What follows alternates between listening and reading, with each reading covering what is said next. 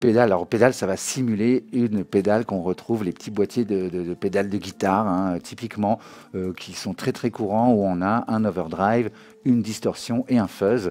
Et donc on passe de l'un ou l'autre type de distorsion au distort fuzz en appuyant sur le bouton. C'est très simple à prendre en main, c'est très efficace. Je me suis dit que c'était l'occasion. Je ne pouvais pas vous parler de Rohr, donc je vais vous parler d'un autre outil de distorsion qui est pédale. Tiens, on va le mettre sur la basse. Donc c'est le gain qui fait que ça va saturer.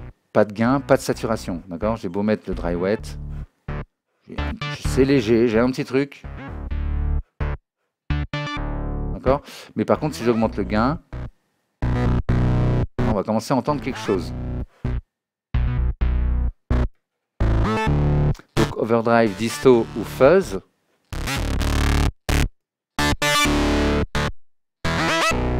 Et vous voyez que ça pose un peu un problème, hein, parce qu'effectivement, quand tout d'un coup, là j'ai des graves, c'est une basse, et quand je lui mets un peu de disto, ça va enlever des graves, hein, vraiment, clairement.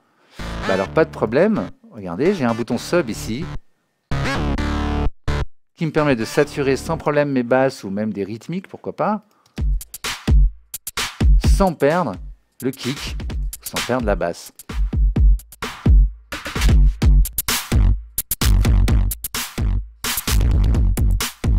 Après, c'est tout simple, hein, basse, vous connaissez ça maintenant, c'est un equalizer. On règle le volume des basses, le volume des médiums, le volume des aigus. Pas de surprise. Ici, on peut changer les fréquences, un peu comme tout à l'heure dans l'EQ, je ne sais plus, piste, track, je ne sais plus, je ne sais plus, Channel EQ. Vous vous souvenez, on choisissait la bande qui concernait les médiums. Bah là, c'est un peu pareil. On va choisir ce qui est impacté par le mid, là. Donc, médium, oui, hein, attention au mid, des fois c'est mid-side, des fois c'est médium. Il ne faut pas s'en embrouiller. Et donc, le dry wet, vous connaissez ça.